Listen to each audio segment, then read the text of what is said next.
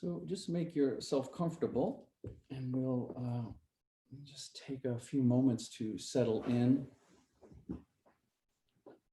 begin our rest and relaxation.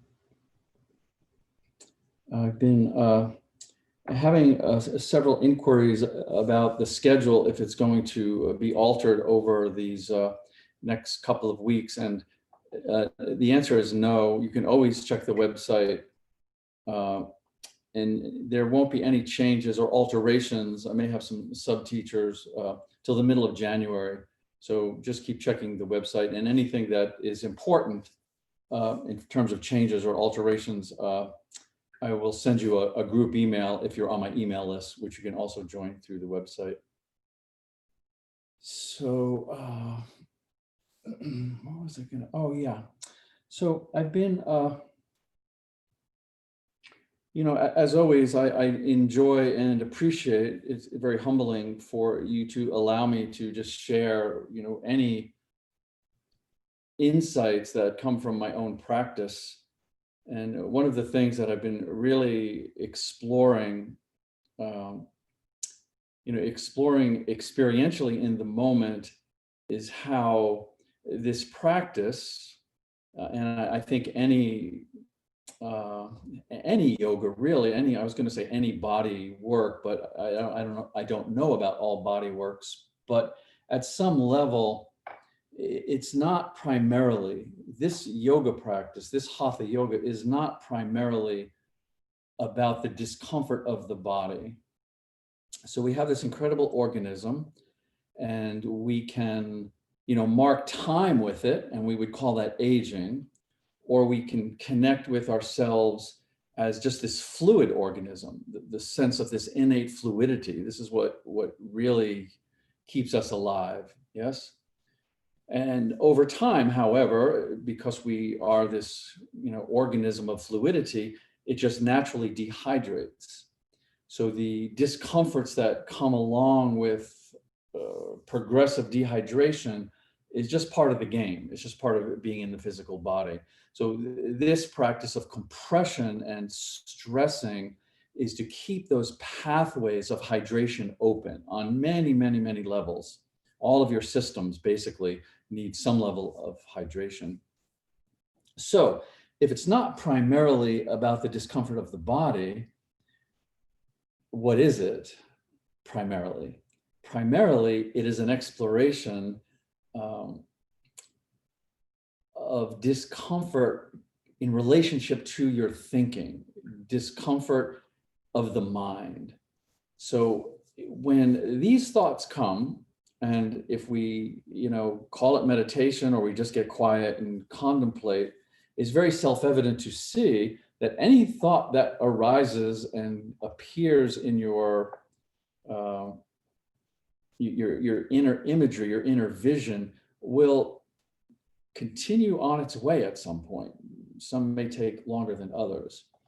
So here's the way to break down the choice very simply. A thought arises, and we can be, that's interesting, and just let it keep going, just a sort of a mild interest. Or a thought can arise, and we can be like, oh, wow, interesting, whoa, whoa, and really engage with it. And it's that engagement with the thought that turns it into something else, that gives it a life of its own, that gives it a reality, that often contains elements of discomfort and reaction, and does not allow it to just drift off from whence it came. So we get to observe this, yes? We get to come into a yoga posture and slow down enough and open enough space to see that when these thoughts appear, before they disappear, what do we do with them? What is our relationship? Do we have a mild interest and we just allow them to then disappear? Or do we engage them? Do we follow them? Do we feel compelled and controlled by them? So this first pose that I'd like to do, I'd like to just sort of enter into a meditation in an open-ended way around this. Because I feel this not only is the key to greater comfort, a greater sense of well-being in our psyches and our hearts, but also those of us that have these kind of practices realize that when the mind is more spacious and not as clinging and attaching to these thoughts and making them real, that the fluidity of the body is more relaxed and open. So this is the yoga, the relationship between these energies that are often vying for attention and over time create patterns. And how do we relax below those patterns to see that they are patterns and start to relax? So let's just take a moment here and we'll open. And if you would like, you can just open by just observing this for yourself. Doesn't matter what the thought is. It can be mundane, it can be repetitive, it can be spiritual, it can be anything. But notice that it will appear, and then your tendency to want to get interested and engaged with it or not, and then how it just disappears. It's quite fascinating. So let's just take a moment with our thoughts.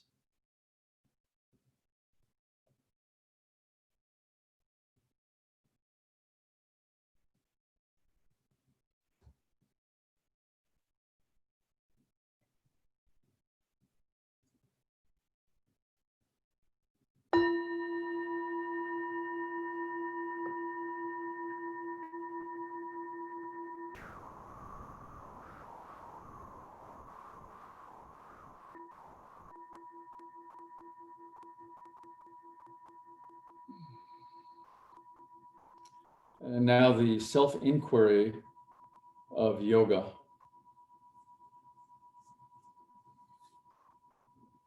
Good. So one other thing, if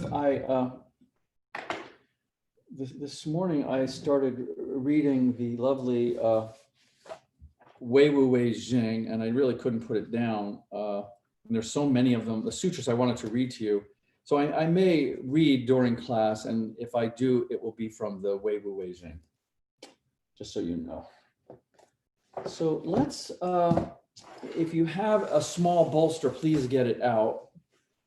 This has become one of my staple backward bends. Whenever there is a little stiffness in the lower back, this is the go-to. So take a little, if you have the small bolster, take it out. I'm assuming some of you don't have a small bolster. So what I would like you to do is fold, this is a towel, but it's a nice big beach towel. You could fold a towel or a blanket to sort of approximate the size of the small bolster. So either one of those, and then everyone will take a blanket and fold it up. And as you can see, I haven't folded it all the way up. The amount that you fold it up, the height that you fold it will determine, for the most part, how much compression and pressure you will be asserting into your lower back. So you may want to adjust that, but I'm starting here. A little something for my head, possibly, and then take either the blanket and put one end over it. Yeah, so it's just a little roll over the end of the blanket, or you could take your small bolster and do the same thing. So just one end, and then again, you have this nice little lump there. I'm gonna just do it with the blanket because I did it with both this morning and I could almost not tell the difference. So then what we'll do when you have this all built here, we're gonna sit in front of it. So we'll be sitting on the floor, yeah, not on the blanket. So again, just so this tucks in, and I'm gonna hold it. Tendency for the things to slide as we're rolling over it is a good one. So keep the feet on the floor, hold the ends of your blanket, and just first go to your forearms. So with the feet on the floor, stable and safe, with the forearms on the floor, then you can switch to the hands and start to lower safely your body back and down. Oh yeah. So a little bit, the buttocks might tip up off the floor, just move downward a bit. So the buttocks wants to be on the floor. Yeah. And then notice, so here with the blanket, it doesn't quite catch the back of my head. The small bolster would. So then I will take my small pillow here and just support my neck. Yeah. So let the neck be nice and comfortable. We don't need it hanging off and tightening. This is primarily to isolate and to soften into the lower back. And then the last thing is to just let the legs relax out, and then just do a quick assessment. is this something that you can relax into and be with and not be fearful or struggling with it, especially starting out with a backward bend that's going to be held for a while. We want to make sure that we're in a very, in a way, a comfortable place. So we start out comfortable, and then the way that the body receives the compression will obviously bring us to different places of discomfort, but we want that discomfort to be very manageable, safe, and something we can be curious about. So set that up and just relax into it.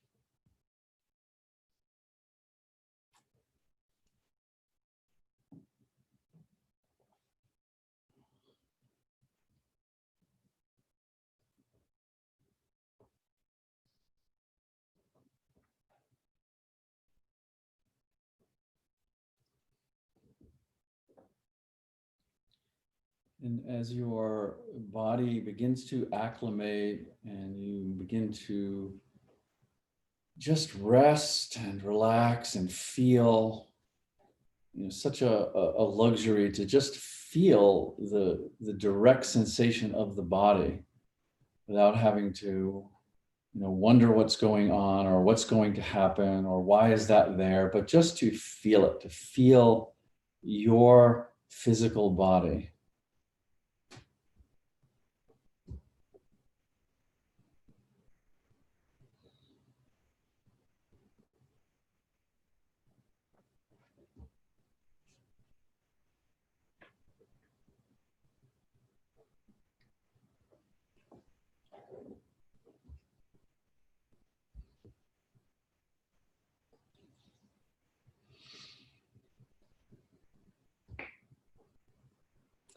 And certainly we will, spend this time, weaving into elements of the mind and elements of the body and elements of our feelings and emotions.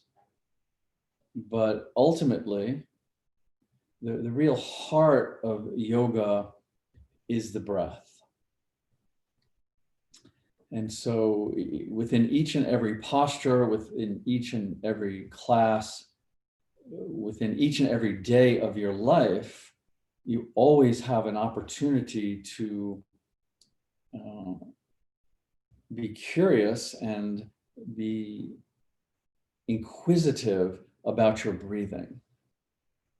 So as most of you know, in the approach of yin, we don't really use techniques. We're not interested in activating the breath to the point of technique and Kundalini energy or DMT release or all of the things that yogis tend to use the breath for. But we are in a process always of becoming more present with and more sensitive to the incredible nuance of our breathing. So what I would like to suggest to get started here is just to feel, maybe even imagine, that the breath has this incredible capacity to absorb. It's very absorbent. So I'd like to begin by just allowing your sense of self, and don't complicate that. However you are right now are identifying with a sense of self. Let that sense of self very naturally be absorbed into your breathing. And this may trigger a more shallow breath. It may trigger a more concentrated, deeper, longer breath, or you may just feel the breath stays at whatever rhythm it naturally is at this moment.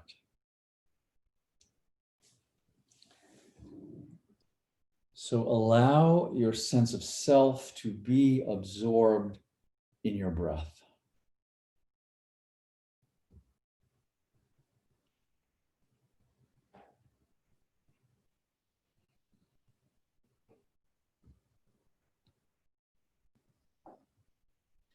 And from this, we can allow the mind to be absorbed into the breath.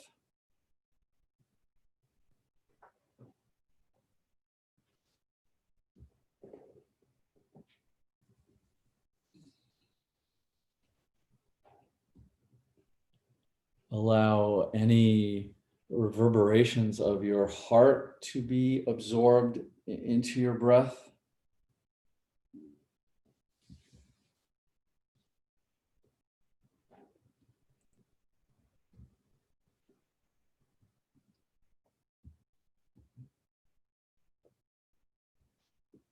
And allow any sensations of your body, no matter how intense or how vague and subtle, to be absorbed into your breath.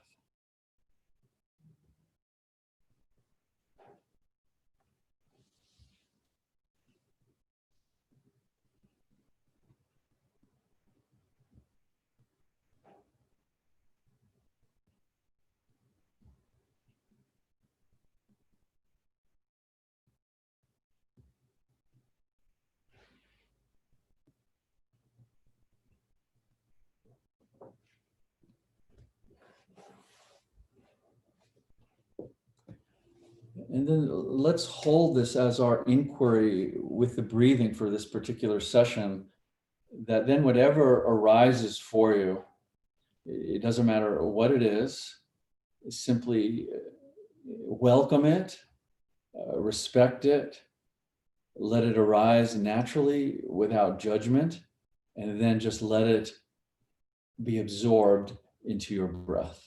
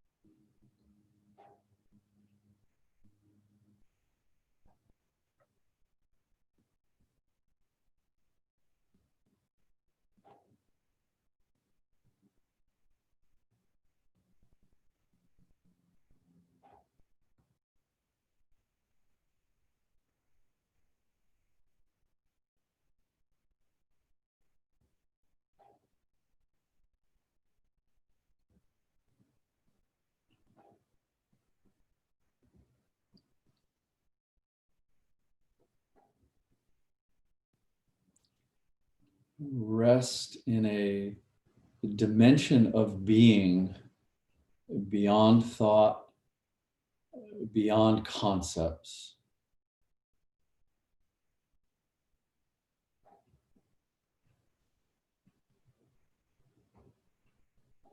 And open allowing.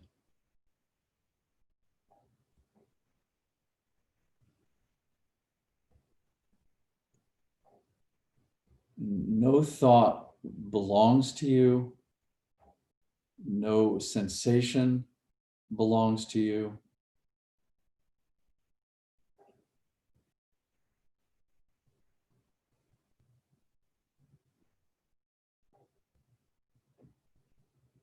And cultivate a gentle curiosity.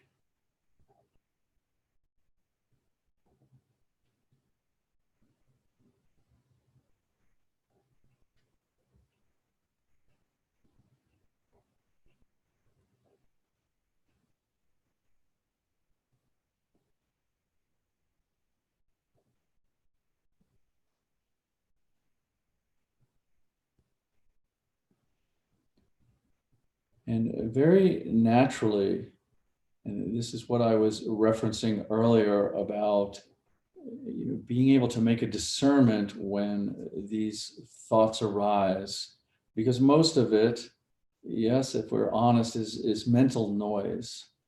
So be able to see that you have from this this dimension of being, you have the capacity to step out of mental noise.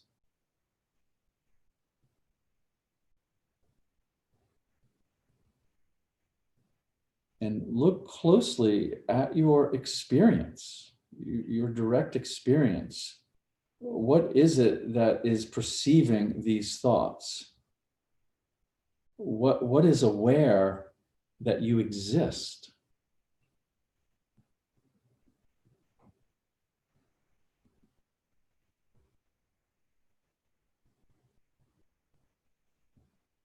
No agenda,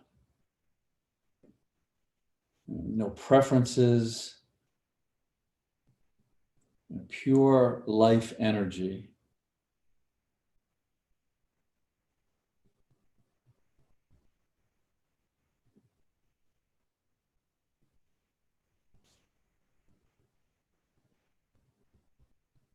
Whatever arises is temporary and not me.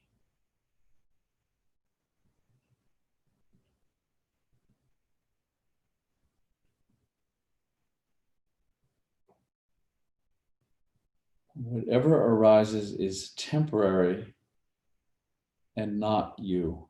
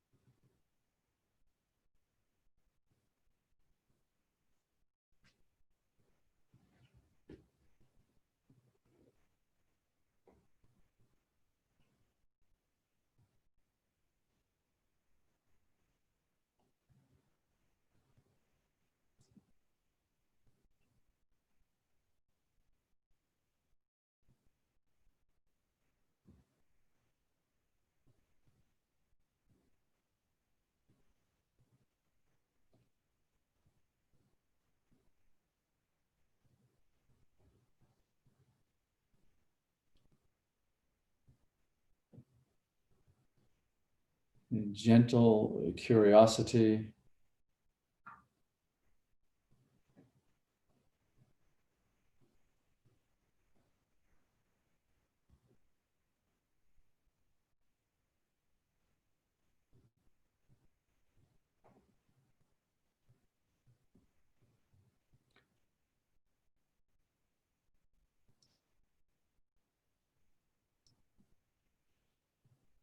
allowing whatever arises to be absorbed into your breathing.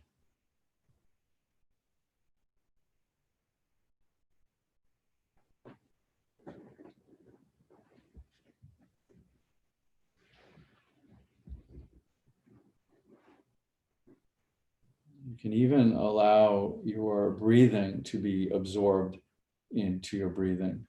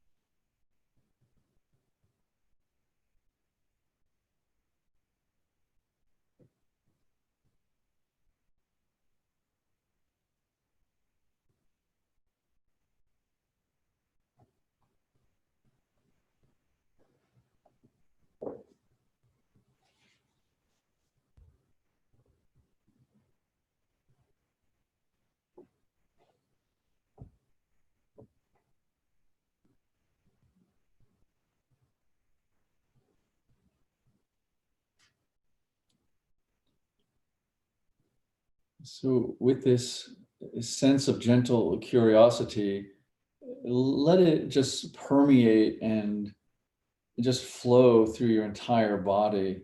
And if you come upon any points of discomfort, whether they're incredibly nuanced or rather intense, just be with them for a few moments with the knowledge that they are really wanting your attention. And what's very interesting about this is the spectrum from very nuanced and subtle discomfort to the intensity is the entire time the discomfort is trying to get your attention.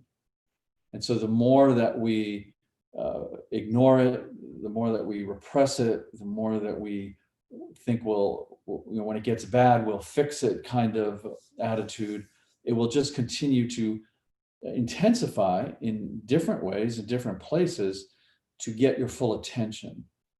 So these places in the body that have contracted into density want your attention. They want care. They want love. They want compassion. So this is why we open the fabric and the flow of the body. This is why we rest in this dimension of being that is beyond thought, beyond concepts, to listen to where and how and what attention the body needs. This is the intuitive feedback and the intuitive intelligence of your living being and pure life energy. Okay, so let's put your feet on the floor and have a little wiggle, sway, movement of the hips. You've been in this first backward bend for a while, so kind of ease the muscles a bit. And then you can just roll off of it. So come off of it and make yourself comfortable. Let's take a rest here since this was rather significant, and we're going to do something different than backward bend after this. So make yourself comfortable any way that's good for you, and we'll take a rest here.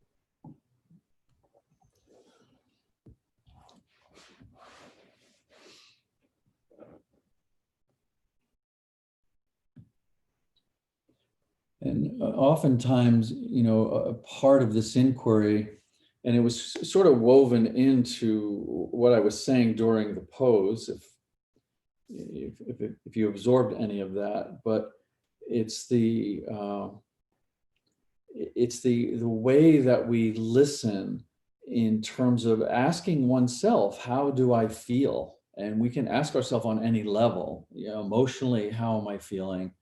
Psychologically, physically, at this level of fluidity, at this level of mental noise. How am I feeling? But then don't answer it. Because if you answer it, you just go to a collection of responses. You go to a collection of somatic patterns. So the way to get this feedback intuitively and really start to open up these intuitive channels is to, yes, have the inquiry, ask, how am I feeling? What is going on with this part of me, this aspect of me? And then just don't answer. Just let the question reverberate, let the question permeate, and be open that the insight or the guidance will come in ways that you might not suspect. It may not come in linear language, because often linear language can't go to the heart of what's stuck in the pattern or why the discomfort is there. So we want to listen. We want to listen. We want to listen. We want to trust this very natural sense of intuition that we have, and then follow that guidance. And in the following of the guidance, we reinforce that we're willing to listen to it and we're cultivating trust with it.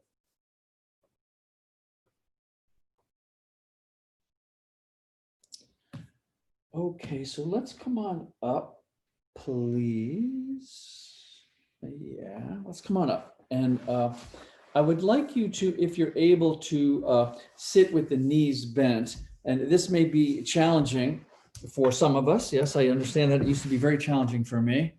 So if you can sit between the knees, but comfortably for a while, because this is primarily to do a neck opener. So we don't want this to distract.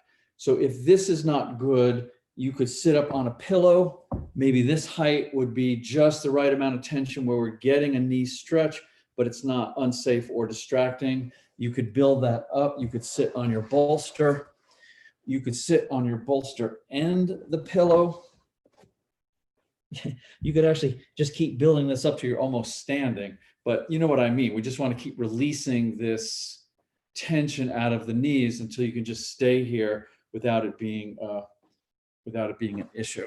So set that up, if you will. And of course, if you have knee injury or it's just way too sensitive, and then you can just sit with the knees folded in front of you or out straight in front of you. Yeah, so just settle in with that so we can work on the knees and feel this for a bit. And then I'm going to just turn around to show you what we're going to do with the arms. And then maybe if you are not able to do that, I'll just use the strap a bit too. So, and if you don't have a yoga strap, you can always just use a towel rolled up. But what I would like to do to place the arms is I would like to take let's take the right hand and put it around into the lower back here and see if you can get a hold of the left elbow. Yeah, so the left elbow. If not, you could go down and get the wrist or even get the hand. Yeah, and then if this doesn't work, then you can take something like a towel or a yoga strap and just hold on to it, and then you can exert a little bit of pressure this way. Yeah, so we're just restricting this left shoulder. Yeah. So okay. So we're taking the right arm. We're going to put it around the back, hold on to this left elbow or something. And then if you have the elbow and you want to bring that left palm and just place it on the thigh, that would be fine too. Okay, good. So just feel this for a moment. And again, what we're doing here is we're restricting the movement of this right shoulder, as you can feel, by holding on to this left arm. And then let's take we want to start with the chin relatively parallel to the floor. We're going to take the left ear and put it towards the left shoulder, but not think about dropping it down. Think about pulling the right ear up so we feel this down. Really, the right side of the neck is nice. And I want to time this very carefully so we don't get lost in how long is it we're going to be here. Good. And just let's be here for a bit. So just hanging the head over to the left. At this point, trying not to, the tendency will be the chin's going to want to drop down. And for most of us, this just releases a lot of tension. But if you could keep that chin relatively up. And again, the feeling is we're letting that right ear kind of pull up a bit. You kind of feel this down the scalenes a bit into the shoulder.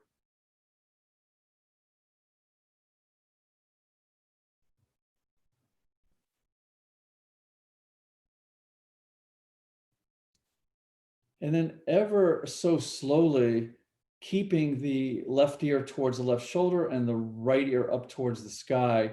Now let's move the chin a little bit back and then a little bit forward. So now dropping the chin, we may find something we want to explore. But again, nice and slowly, keeping in mind what I said earlier, that any of these discomforts, these concentrations of density are really wanting your attention. So don't just pass by it and wish it wasn't there and think it's just going to go away. It may go away, but it will show up someplace else. So we want to take advantage of the intelligence of what we're feeling. So just a little movement, chin up a little bit, chin down a little bit.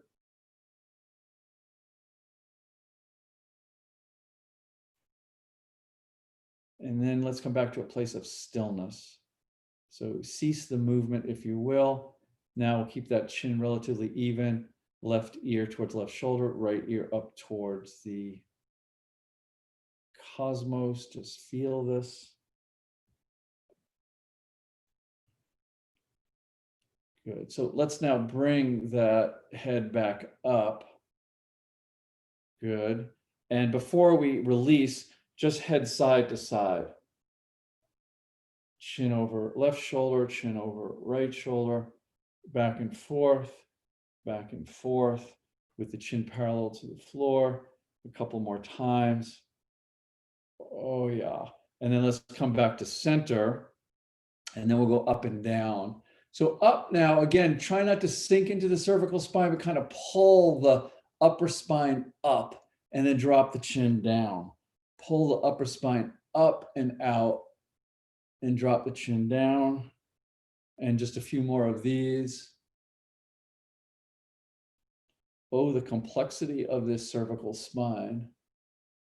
And then bring the chin back to parallel. Let's release this right arm. And you can just shake it out a little bit or just kind of let it float and just feel that transitional energy from the compression to the expansion. Good. And I think instead of just going right to the other side, I'm just being very kind to your knees and my own knees. Let's just come out of the knees bent, open the legs out to just a nice open width and just stretch forward, just in any way that feels good. So just take a forward bend here with the legs out so the knees can breathe.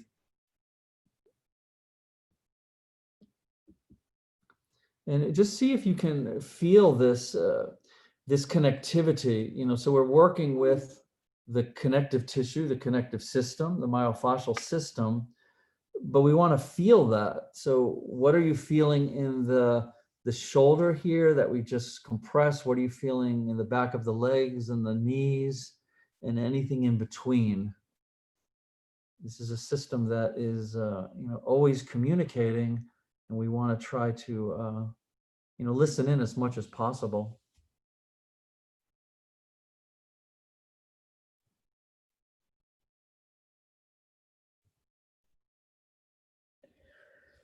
Okay, good. So let's bend the knees again if you're able to, and you can, bolster up as much as you'd like, or maybe you might want to experiment. They may be a little more,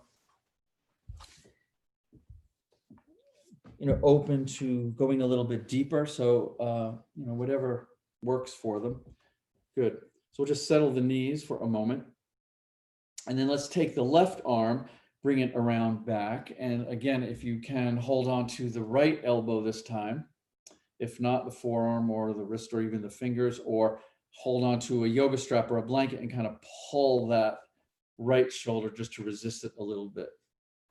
And then if you have the elbow, you can maybe put the palm on the right thigh. Good. So again, we begin by bringing the bottom of the chin parallel to the floor and just very, very carefully bring the weight of the head over without letting the chin drop. And again, so we feel like the left ear is pulling up to the heavens. And we'll just stay with this stillness for a bit.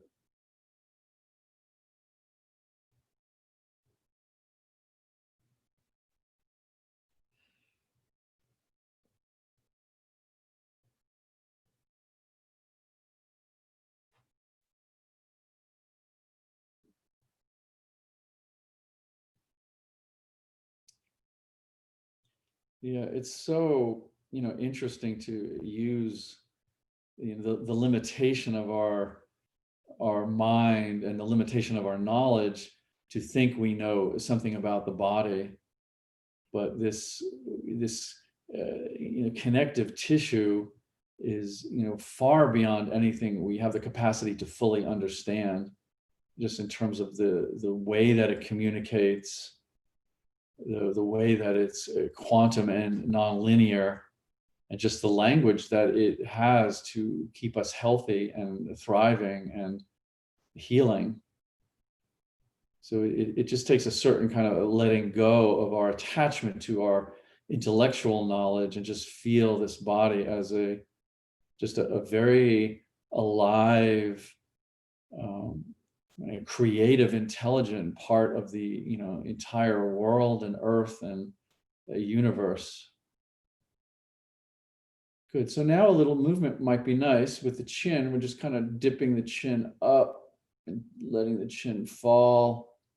But again, really making sure that the movement is to just lean in a little deeper, not to bypass.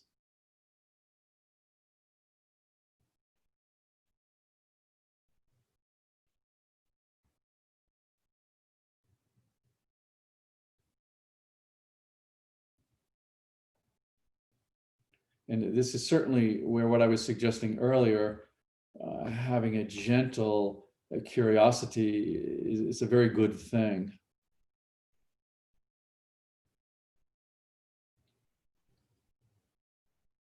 Good. Let's come back to stillness for a few moments here.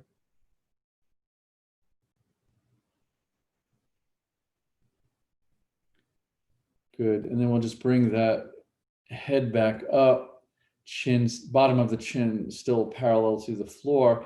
And then again, just chin over shoulder back and forth, chin over left shoulder, chin over right shoulder. So I'm moving, I wouldn't say quickly, but this is more for the passive movement than leaning into something. So just kind of feel this. This is really lovely for neck mobility.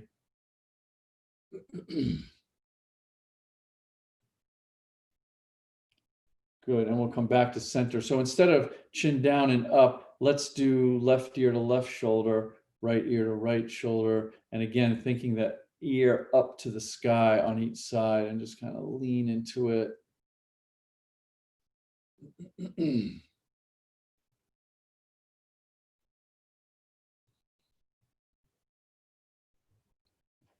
Good, so we'll bring the spine back to neutral. Let's release this left arm and just let it float a bit. And again, see if you can just be and maybe appreciate that compression and expansion energy that your body is built on. Really, it's what you are basically. At some level, this compression and expansion is pulsation and vibration. And okay, good.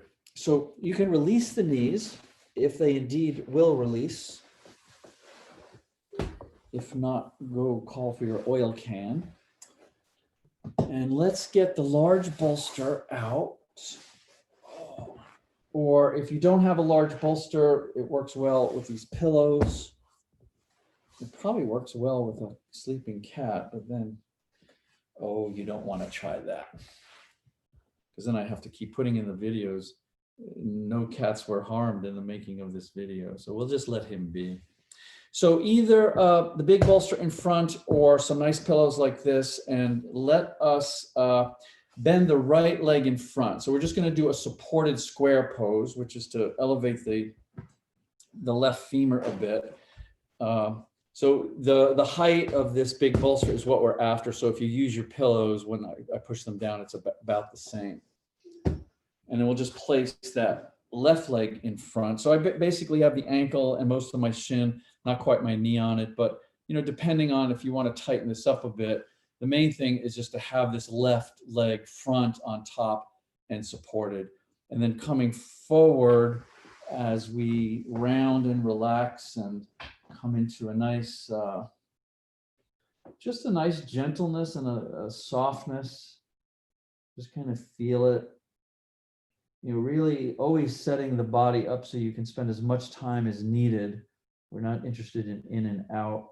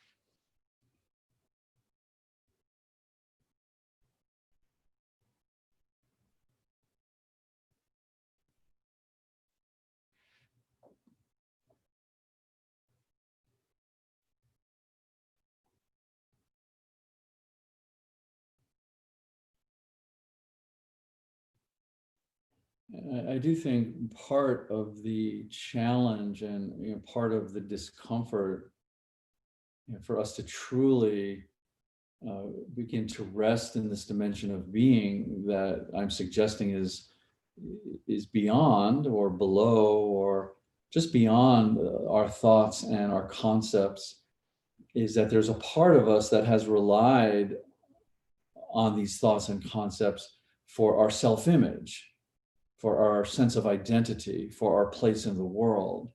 And so there's an apprehension to see if there's anything beyond that. There's an apprehension to even challenge that. But the truth of it is the truth of our reality, the truth of who we really are, is that the thinking process is just a very small part of us. We have all these other dimensions, these other aspects to being human.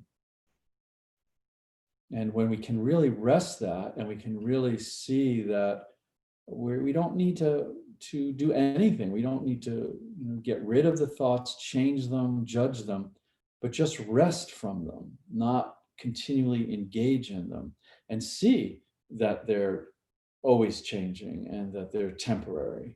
And then where are we resting? Where are we perceiving from? So this opens up, this is this dimension of being that I'm suggesting.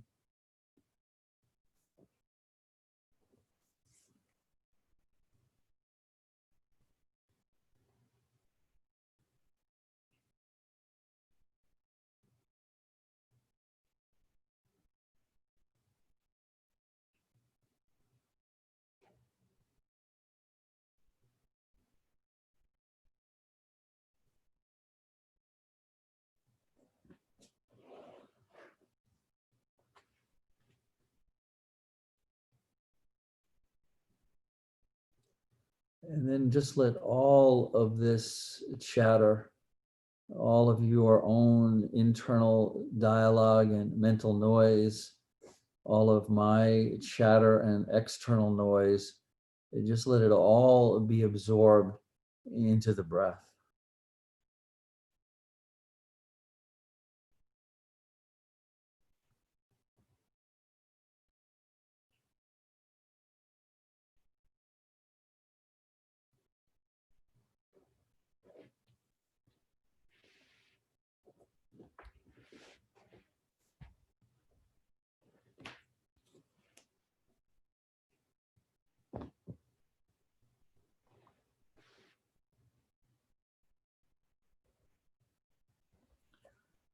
Good. So let's come on up from here. And, just a side note to this particular position, this is a lovely one to do on a regular basis, just in how it affects the minimus maximus of the glutes, the piriformis, and the IT band coming up to the knee. So this is in no way, everything I just described is in no way separate from the hips. So if you're having tightness in the hips, that's radiating into the lumbar. We want to work the angle of the leg this way. So it's a lovely thing to add to your daily regime. So if you have the left leg on top, which I'm hoping, let's remove the bolstering and just put that aside and stretch out the legs for a moment. And then bring that left leg in that we had forward.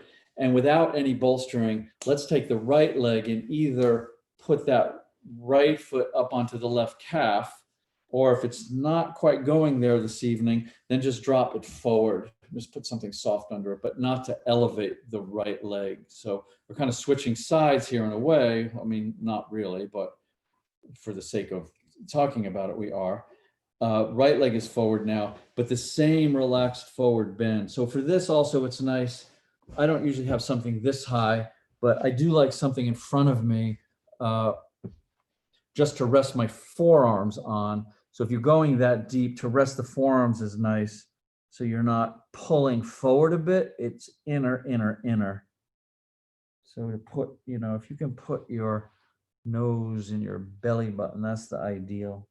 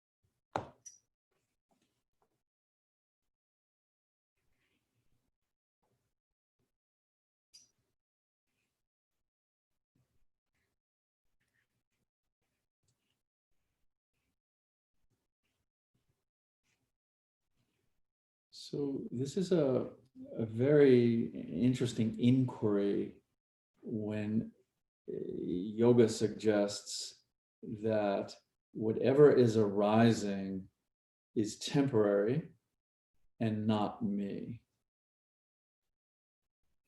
So this, in a way, it ties into the paradox that I was talking about on Friday, because I think most of us, just intuitively, in the beating of our heart and the marrow of our bones, can intuit that there are just a lot of changes happening, that things are changing. Yes, things are changing in the stars, and things are changing on the earth. Things are changing in our relationships and in our psyches.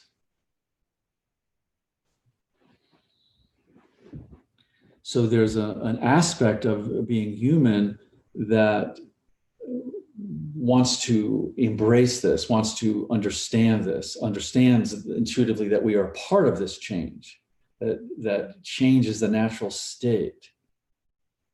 At the same time, we want to contemplate that whatever is arising, whether it is personally or globally or cosmically, whatever is arising is temporary and not me.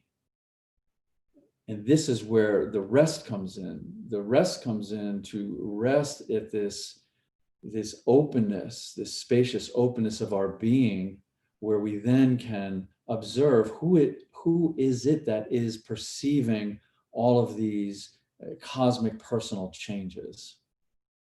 And how do I hold that? How do I hold that? Yes, the entire universe is shaking. The entire planet is shifting. But at the same time, I have this deep inner awareness that is timeless and unchanging. And can I find my rest and my safety in what does not change? Can I find my identification, my sense of self in what does not change? And then I can be as human as I choose and enjoy the changes and just enjoy the ride.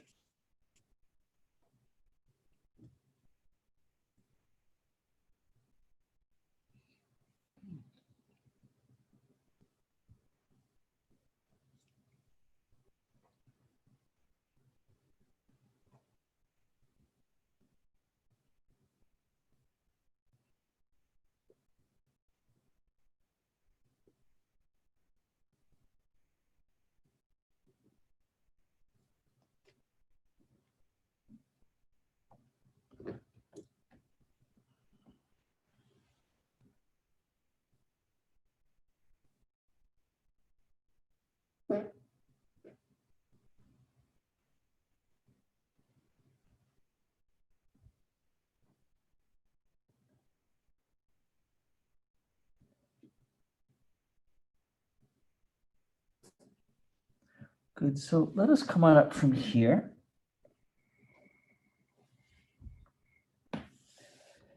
And let's open the legs out.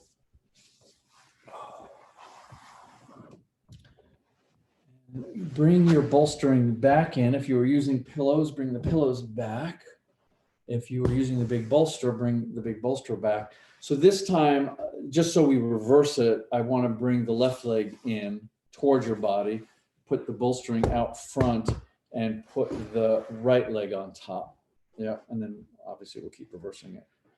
Good. So same thing here. Let's just continue our forward bending. We've just changed the angles of the range of motion of the skeleton and the points of contraction of the muscles and the biotensegrity of the fascia. So just kind of feel that little bit of difference here, or maybe a lot of difference for you, and just settle into a place that you can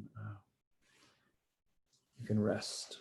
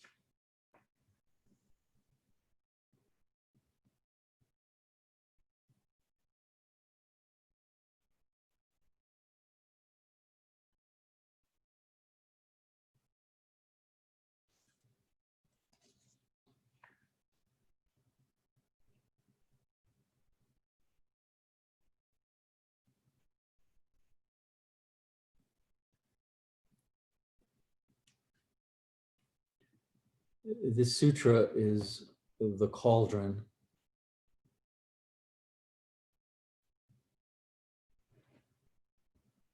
What good is the clinging to slogans, quotations, and formulas? This is passing around stale bread. Just shut the language door, open your awareness, and don't look back.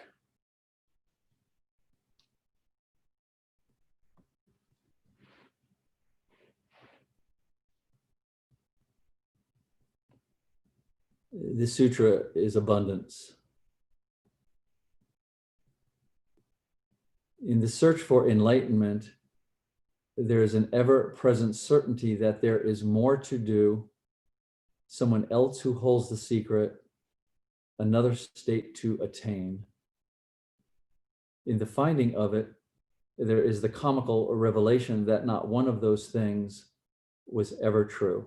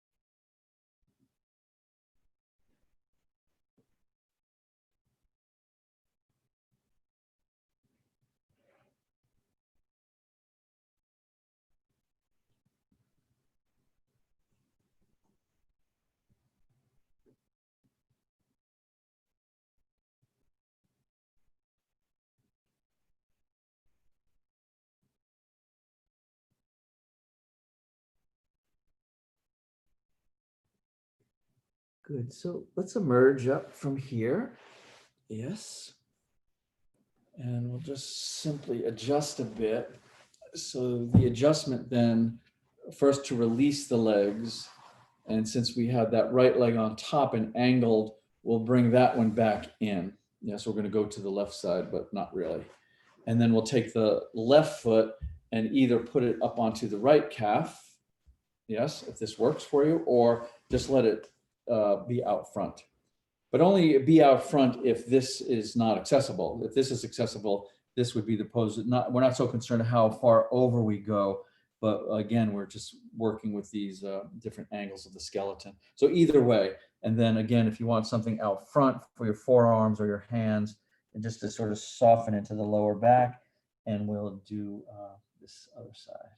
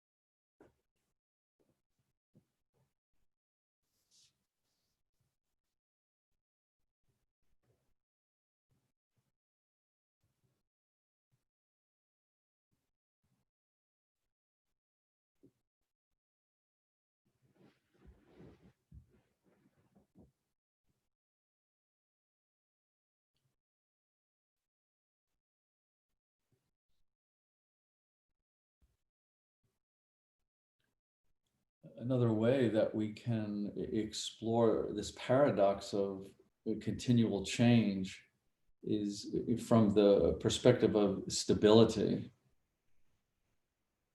So often with the uncertainty of change, and sometimes the magnitude of change, that it can appear, it can feel unstable.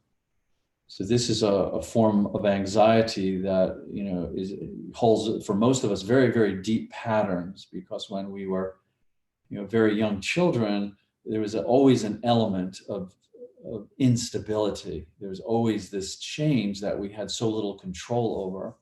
So these patterns of feeling anxiety from, very young, based on the immediate world not being stable. And then we get older and we see, oh, none of it is stable. The, the, the stars and the planets hardly have a stability. So this is the paradox then. Again, the paradox is finding stability with that which does not come and go.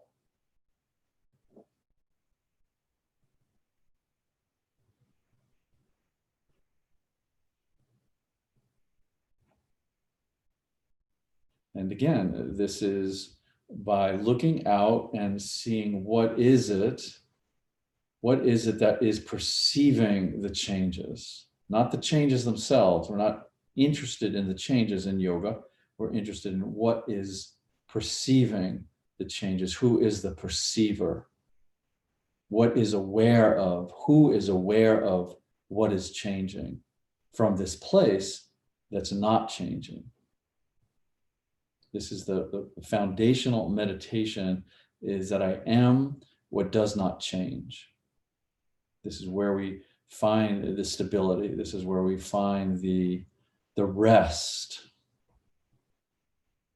And ultimately, I would say this is where we find love, because love is this place of awareness, this place of pure beingness, this place of pure consciousness, is something we all share. It's not your consciousness or my consciousness. It's consciousness. And we are simply, what was I saying? How did Carl Jung put it? I said this on Friday, that he said that we are all a splinter of the infinite deity.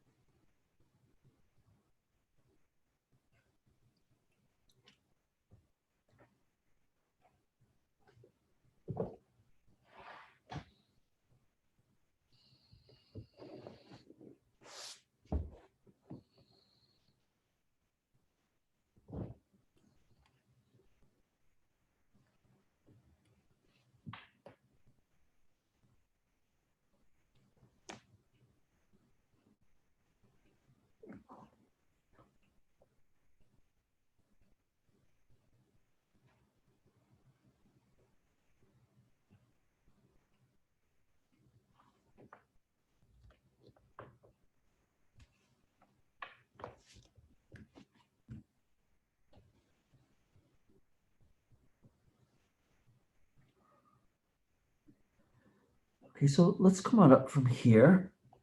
And you can open your legs and lie down, and let us take a Shavasana. So just make yourself comfortable, and let's rest.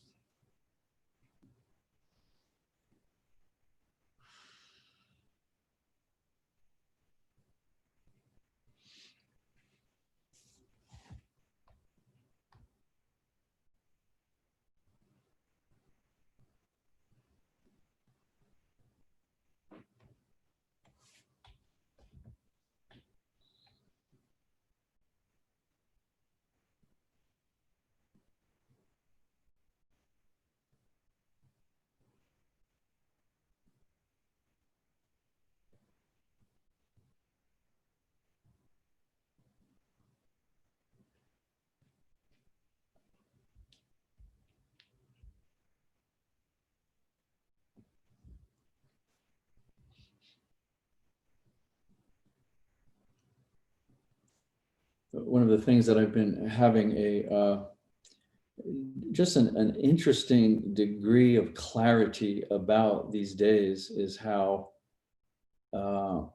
these teachings, the teachings of yoga, which in a way can be very broad and generic in a way, they don't really tend towards mysticism, unless we get into some of the cosmology of Hinduism, but that these very basic teachings about just the nature of ourself and reality and awareness and consciousness, that in order for us to genuinely integrate them, it has to be self-evident. And why I think this is important is because I think as intelligent humans with a very well-developed and almost a reverence for the intellect and the left hemisphere, is that we're so quick to superimpose and overlay and collect theories and ideas and opinions, and we think we know something. So the yoga is suggesting to slow down from that if something resonates with you, if something, your body resonates with something that is, wanting to open a doorway into this inquiry, that we need to slow down and investigate our direct experience with it to see if it really does resonate, to see if it really is self-evident.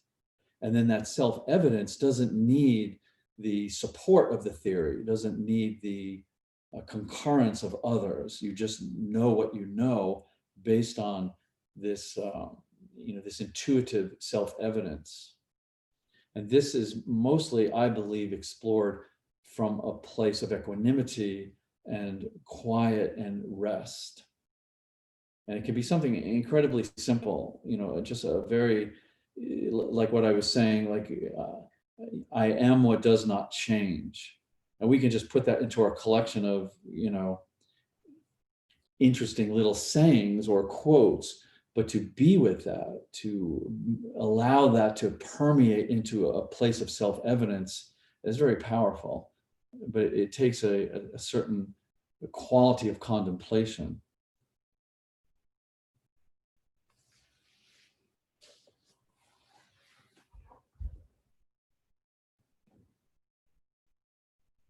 Okay, so let's come on up, please. And I want to get the big bolster. And if you don't have the big bolster, I think those same two pillows that I was showing the forward bin with will work, at least in terms of, like I say, I'm just talking about firmness and height. So it's pretty much the same. So maybe I'm just going to use the bolster. But anyway, that would be the substitute for the bolster if you don't have a large bolster. So what you want to do with this bolster is maybe have something for your head, maybe have something to sit on. And I also like to, with these longer, deeper forward bends, I often like to have something. Sometimes I get the heels off the floor, but sometimes it's nice to just have something soft. I'm just putting my heels on a blanket here, just so that that compression of the hardness doesn't seep into the heels. So if you like that, you could do that. And then I have the blanket nearby. And what we're going to do is we're going to cross this. So this could be horizontal from hip to hip, either your pillows. So we want the shoulders to be able to drape over this. So I'm starting kind of low here for me, and it's feeling a little sensitive. So I'm going to shimmy up a bit. I'll still have my shoulders over this, but this is a lot more palatable. Then I can put the support under the head. And if you're feeling like, wow, if I open my legs, this is going to be way too much, then reach over,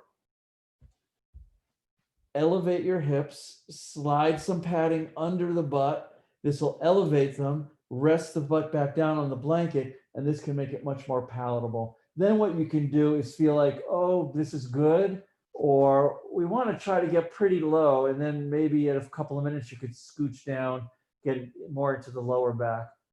But know that you have that freedom to make these necessary adjustments if it becomes too much in the wherever it's intensifying. So we want to kind of lean into the discomfort till it's distracting or doesn't feel safe, make a little adjustment, and then the whole back line is getting the benefit of bending this deeply.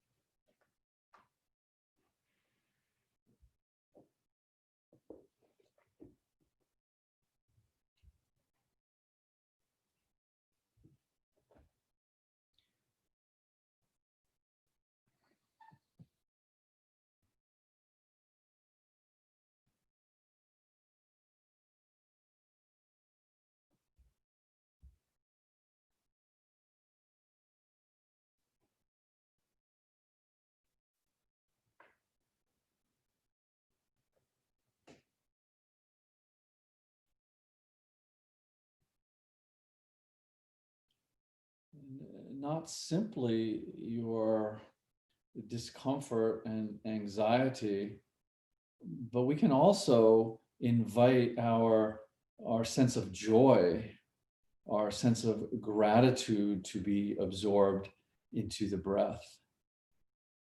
Just this visceral, direct sense of I am alive. Allow that feeling of aliveness to be absorbed into the breath.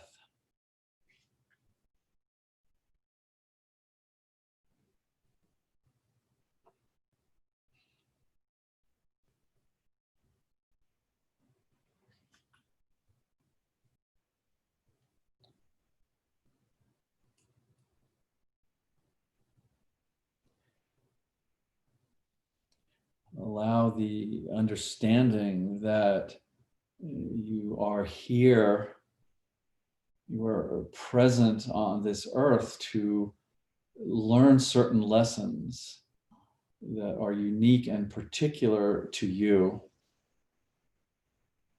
and that you are learning these lessons. And allow that sense of I am here to learn. Let that be absorbed into your breath.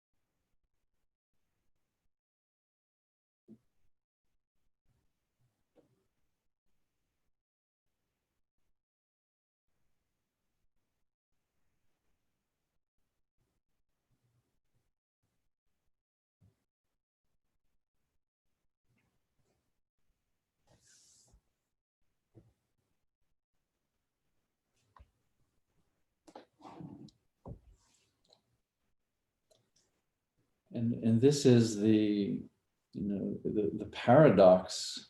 This is the dance of Shiva and Shakti. Shiva being this intelligent emptiness, this purity of silence, this clarity of silence, this silence that allows us to begin to break the loops of the ego. And Shakti is the manifestation. Shakti is the 10,000 things. Shakti is the world, the life, the cosmos that is changing. And so, is this a paradox or is this a dance? And we can, each of us, feel this within ourselves to find that stability of Shiva, find that stability of this intelligent, open emptiness, and at the same time see that it is manifesting as our life. And how do we personally enjoy, and not only the beauty of the dance, but also the challenges of the dance? How do we attune to the breath as music, and to the swirling of the cosmos as music? And this is ultimately what we're dancing to.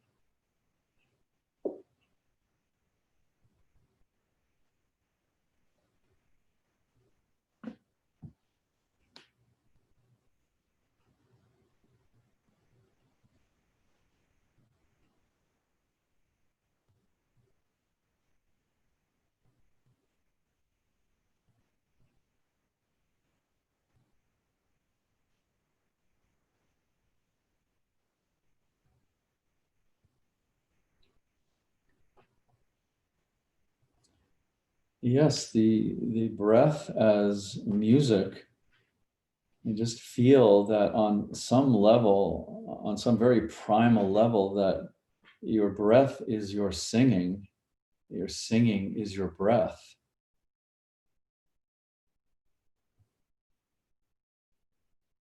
Very lovely to start to break the habit of relating only to the breath mechanically, but allow the breath to just expand metaphorically, expand in the way you experience it and appreciate it. The breath is your inner wind. It's your inner music.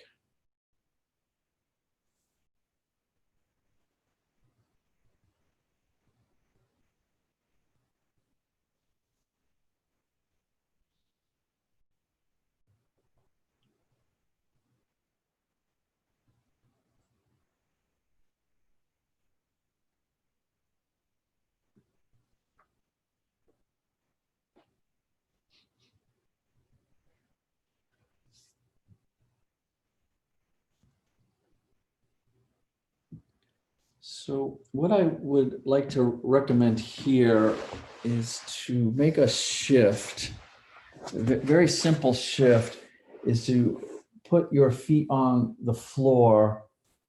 Simple, but be really careful with it because we've been in this big backward bend for a while. So if you're on your pillows, you may have to like hold the pillows to make sure they don't slide out from under you. But what I just want to do is I want to elevate the pelvis and bring the body back and put the pelvis on your bolstering. So that'll be a nice gentle release out of wherever you were in the back line. Get nice and stable here. Make sure the bulk of the back of the pelvis is really on your bolstering, and just let the legs relax out. If you can go a little bit past the hips, let the feet relax out as well. This will kind of pull on the pelvic ligaments into the sacrum, and just relax the arms and just relax here for a bit. Just feel this.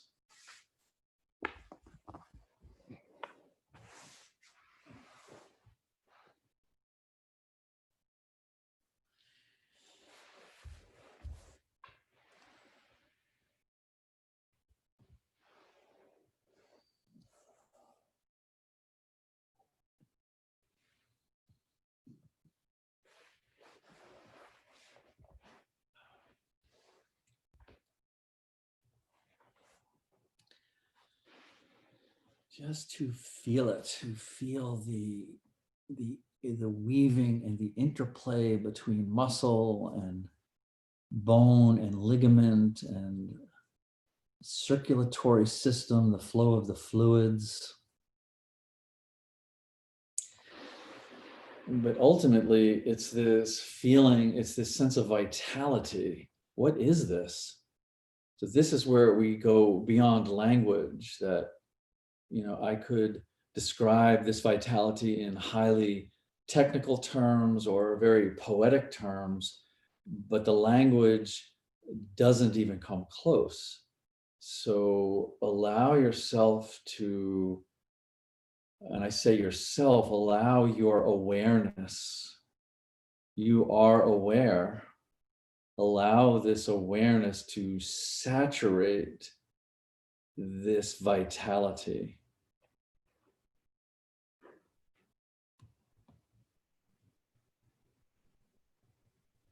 And this ultimately is what we are at the physical level. Yes, we are this vitality. So earlier I said to be able to identify as this organism of tremendous fluidity. So this is a little bit more expansive even than that, where just vitality, and to feel this vitality.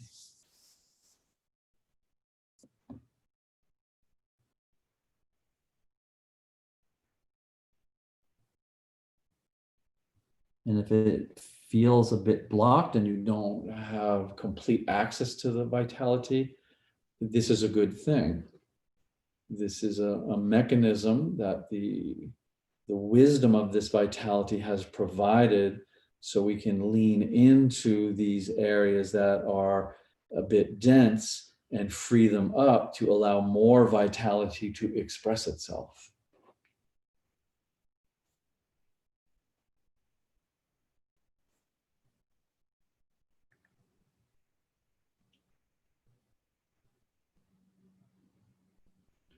So if you want to have any movement here, I won't suggest anything specific, but you can start, let's take a little extra time just to move here. So if you want to put your feet on the floor and rock your knees, or bring the knees up to the chest, or sway the hips, or moan and groan, or whatever you'd like to do, this would just, it's nice after that long back bend and then into the pelvis and just kind of feel it. It's so, so delicately connected from that sacral spine into the lumbar spine, and the, just the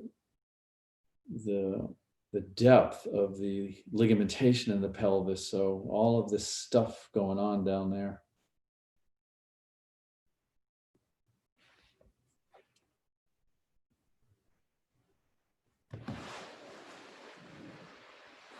And then when you're ready to come off of it, you can either roll off what you're on, or Again, elevate the hips and pull out the bolstering, but we will take a rest after all of that. So make yourself comfortable.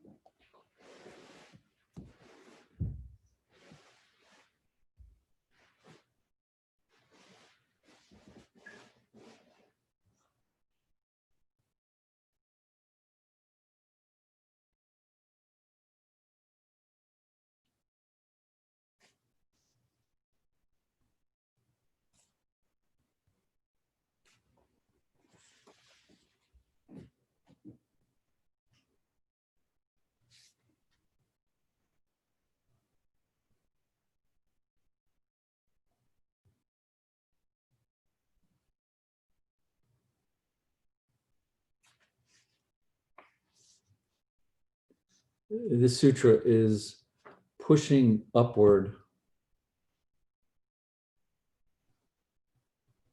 The purpose and result of quietly observing the self is to forget the self.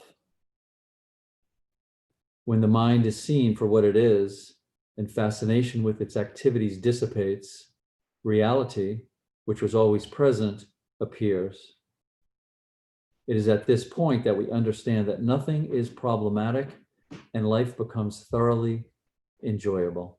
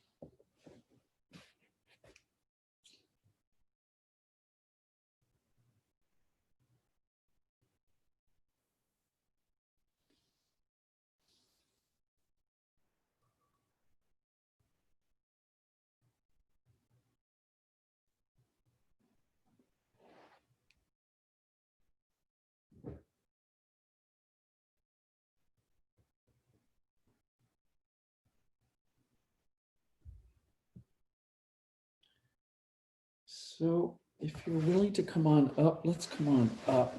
And I want to return to where we were. And it's nice sometimes to do this because you can see if things have shifted a bit. But I'm going to add a little something to it. So where we opened with was with a roll, yes, of a towel or a blanket, and then putting the small bolster over it. So that lumbar compression. And again, if you don't have the little bolster, I did it last time with the blanket. I'm going to do it with this. So we know what we're doing with this. So take this and set it back up and then put it behind you so you can have access to it. And then open the legs out as wide as you would like. So at this point, we didn't do a lot of hip stuff, but enough that you may want to go to your full range of motion. Sometimes that's tricky because the tightness becomes very muscular. And sometimes the compression of the bones with your hip sockets, you know what I'm talking about. So sometimes it's nice to back off a bit, but that will be up to you. But I'm suggesting as wide as possible where you can still have enough openness in the hips. And then we'll come forward here for a while. Then when we come up, lo and behold, that contraption's ready, we'll come back over it and then we'll come forward. So just let's begin coming forward. Use some bolstering if you're not going to your elbows or your forehead or your hands. If you are going to your hands, just make sure that you can keep the shoulders relatively relaxed. So coming to the hands is nice because you can pendulate a bit by, bringing some weight in, release. releasing some weight back, withdrawing a bit. So it just depends on, just how juicy you're going to get with this.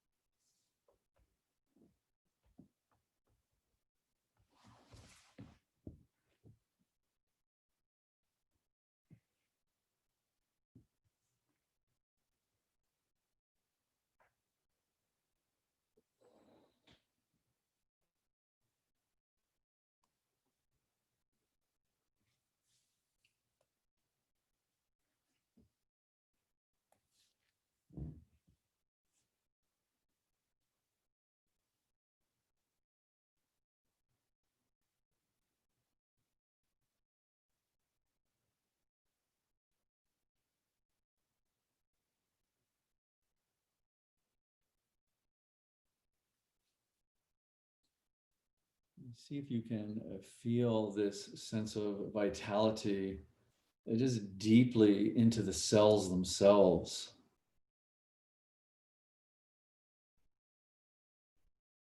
This is the very deepest part of our physical reality, is this intelligence and pulsation of the cells. So this is a layer where you can feel this vitality and notice that you don't need to superimpose a sense of self, a sense of identity, a sense of me, that you are perfectly capable of feeling alive, feeling this open, expansive, spacious awareness, and the layers of the ego are just not necessary. All the baggage we bring is just not necessary. We need no baggage to feel this this essential primal vitality that we are. And just notice this. This is a lovely contemplation.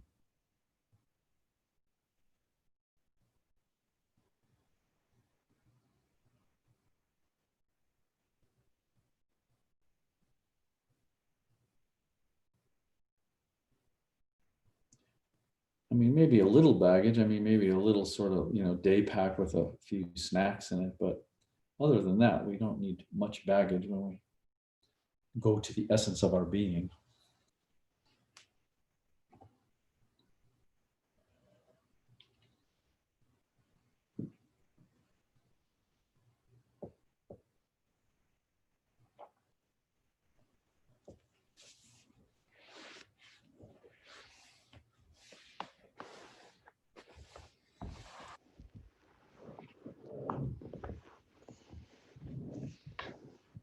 Good. So let's come on up from here. And let's go right back to where we started from. So what I'm suggesting is just to be sensitive to how this may feel, repeating this. So again, try not to let everything slide. So hold on to the sides of the roll. Keep the feet, go to the forearms, keep checking in, and then let the upper body drape over. So this time I'm not using the blanket and my head is comfortable on the end of the bolster. Just make sure the neck is good, and then we'll let the legs relax out. And of course, the second time at this point, you may want to deepen it, increase the roll, or you may be like, no, that was enough the first time and let me go so this can really relax and integrate. It's, the way that you explore that edge is completely up to you. There's no prescription for that. There's no right or wrong. It's just listening to the, to the push and the pull of your own body.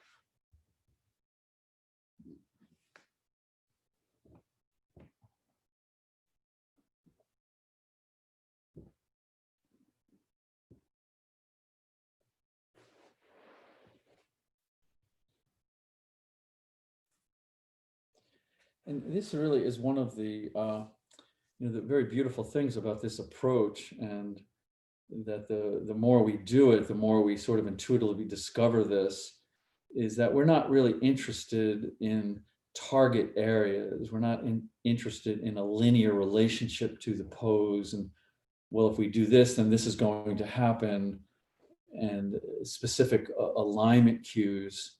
What we're really interested in is being able to relax so completely and deeply into the body that the posture itself just, well, actually the posture just is the container for us to enter into these sensations, but it's the sensations in the body that it reveals itself, and it does this organically. So we sort of drop that linear relationship to what we think we want to happen or should happen, and just let what will happen.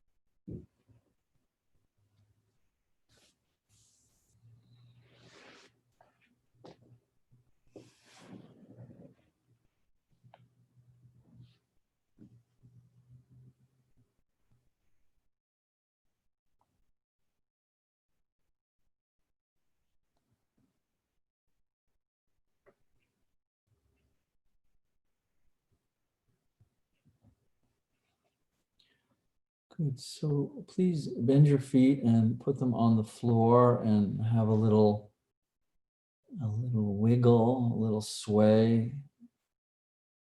And again, stay curious about doing this the second time at this point in the practice with everything that was in between, and just notice any subtle or overt shifts that might happen here. And then with your feet on the floor, just gently roll over to the side. And we're just going to come on up. So just push yourself up and let's go back to the forward bend. So we're open the legs again to whatever width is working for your hips. And take your time here. So sometimes using the hands really allows you to have some, control and really modulate the torso weight. So we are not predetermining where you're going to go in depth, but where really the body will most benefit. And then find a place to support yourself. And let's just relax here.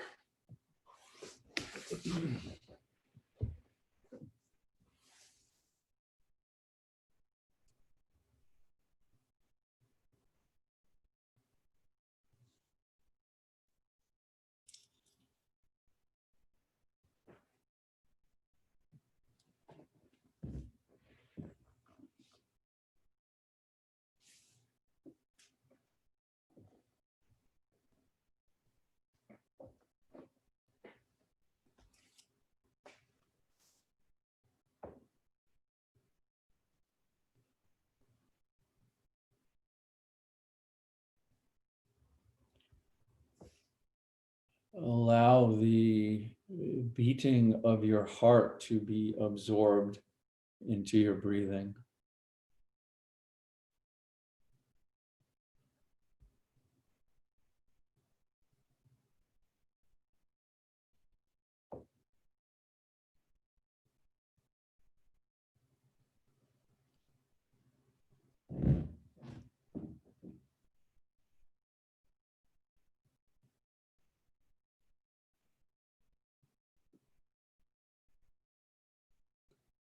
Allow the incredible light show of your neural network and your synapses that are firing. Allow all that light to be absorbed into your breathing.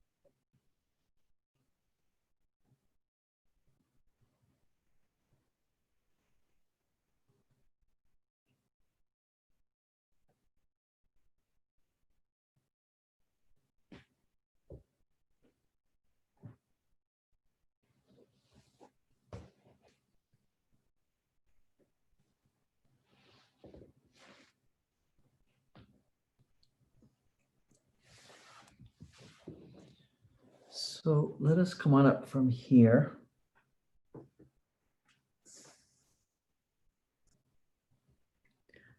And just follow your guidance and how you would like to close. You can certainly come into a traditional ending of a Shavasana and take your time there. If your body feels it needs anything counter, you can continue your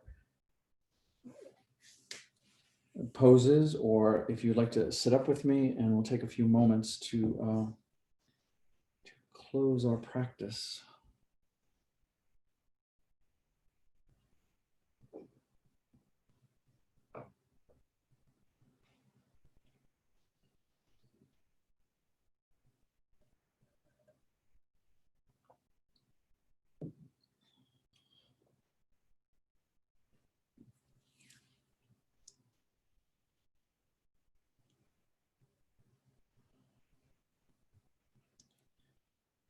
And just to go full circle to where we began with starting to be gently curious about our relationship to our own thoughts, but also to know and to remember that our mind is essentially pure.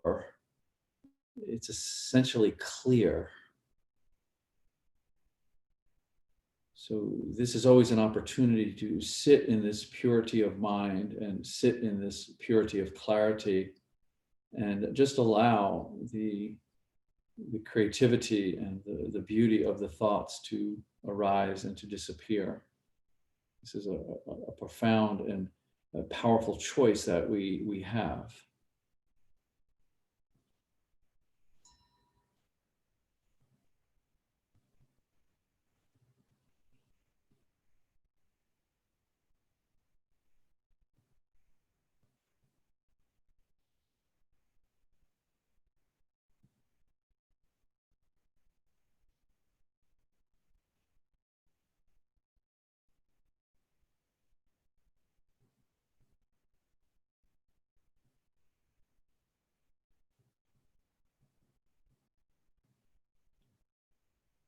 Let us laugh, let us love, let us not be afraid.